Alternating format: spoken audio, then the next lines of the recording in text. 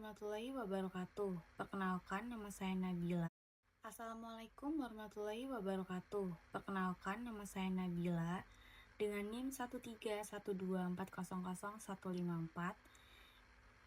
Pada kesempatan kali ini, saya akan mempresentasikan mengenai instrumen pencegahan dan skema perizinan lingkungan dalam hukum lingkungan berdasarkan film Pesta Babi. Pembahasan ini didasarkan pada Undang-Undang Nomor 32 Tahun 2009 tentang perlindungan dan pengelolaan lingkungan hidup yang kemudian mengalami perubahan melalui Undang-Undang Nomor 6 Tahun 2023 tentang Cipta Kerja. Peraturan ini mengatur berbagai instrumen yang digunakan untuk mencegah pencemaran dan kerusakan lingkungan sebelum suatu kegiatan dilaksanakan. Fase pertama adalah instrumen perencanaan. Pada tahap ini terdapat KLHS atau Kajian Lingkungan Hidup Strategis serta RT/RW dan RDTR. Tujuannya untuk memastikan bahwa suatu kegiatan dilakukan sesuai dengan tata ruang dan tidak menimbulkan konflik pemanfaatan ruang maupun kerusakan lingkungan. Fase kedua adalah instrumen pencegahan. Instrumen yang digunakan antara lain baku mutu lingkungan, kriteria baku kerusakan lingkungan, serta AMDAL atau UKL-UPL.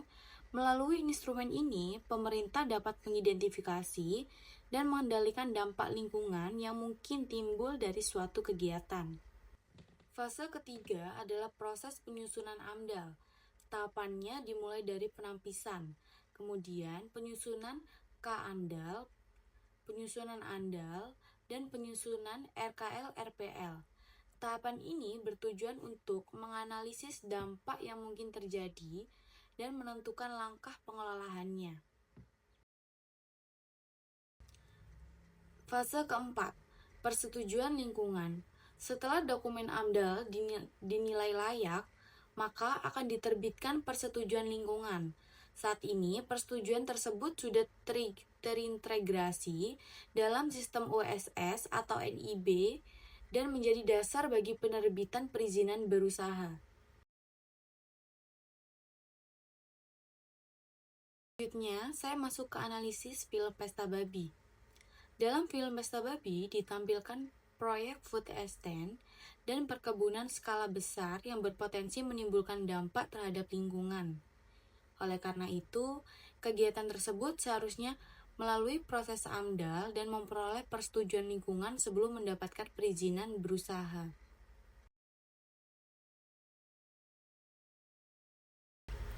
Film ini menunjukkan beberapa permasalahan, yaitu adanya dampak terhadap hutan dan sumber daya alam, belum optimalnya perlindungan hak masyarakat adat, kurang maksimalnya partisipasi masyarakat dalam proses AMDAL, serta adanya kesenjangan antara aturan hukum dan praktik di lapangan.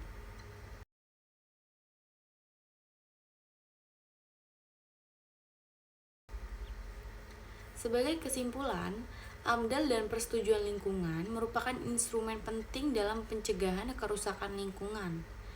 Namun, film Pesta Babi menunjukkan bahwa pelaksanaan perizinan lingkungan masih menghadapi berbagai kendala, sehingga diperlukan penerapan prinsip partisipasi masyarakat, kehati-hatian, dan pembangunan berkelanjutan secara lebih optimal.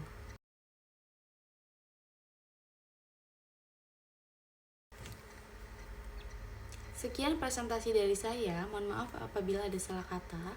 Terima kasih. Assalamualaikum warahmatullahi wabarakatuh. Assalamualaikum warahmatullahi wabarakatuh. Perkenalkan, saya Nabila dengan NIM 13124000154.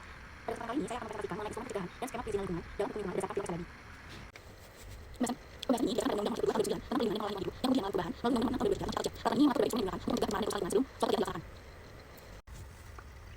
Fase kedua adalah instrumen pencegahan. Instrumen yang digunakan antara lain baku mutu lingkungan, kriteria baku kerusakan lingkungan, serta AMDAL atau UKL-UPL. Melalui instrumen ini, pemerintah dapat mengidentifikasi dan mengendalikan dampak lingkungan yang mungkin timbul dari suatu kegiatan.